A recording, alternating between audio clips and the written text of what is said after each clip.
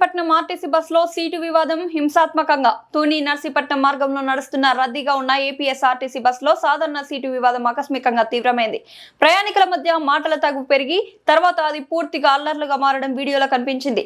ముఖ్యంగా కొందరు మహిళలు ఒక పురుష ప్రయాణికుడిపై దాడి చేయడం, అతని జుట్టును లాగడం, చెంపదెబ్బలు కొట్టడం వంటి దృశ్యాలు స్పష్టంగా కనిపిస్తున్నాయి. స్థలాభావం, రద్దీ, సీటింగ్ హక్కులకై అభిప్రాయ భేదాల కారణంగా మొదలైన చిన్న మాట తీరు అందరి ముందు శారీరక దాడికి దారితీసిన విధానం ఆందోళన కలిగించే అంశం. ప్రజా రవాణా అనేది ప్రతి వర్గం కలిసి ప్రయాణించే స్థలం. ఇక్కడ పరస్పర గౌరవం, సహనం, పరస్పర అర్థం చేసుకోవడం అత్యవసరం. ఏ పరిస్థితిలోనైనా హింసకు తావివ్వడం సరైంది కాదు. వాదనలకైనా అపార్థాలకైనా చట్టం, శాంతియుత మార్గం అనే రెండు మార్గాలే ఉన్నాయి. బస్సు సిబ్బంది, రవాణా విభాగం కూడా ఇలాంటి సంఘటనలు పునరావృతం కాకుండా పర్యవేక్షణను కట్టుదిట్టం చేయాల్సిన అవసరం ఉంది. ఈ సంఘటన ప్రజా రవాణా సురక్షితత, ప్రయాణికుల ప్రవర్తన ప్రమాణాలపై మళ్లీ చర్చ అవసరమనే విషయాన్ని చూపిస్తుంది.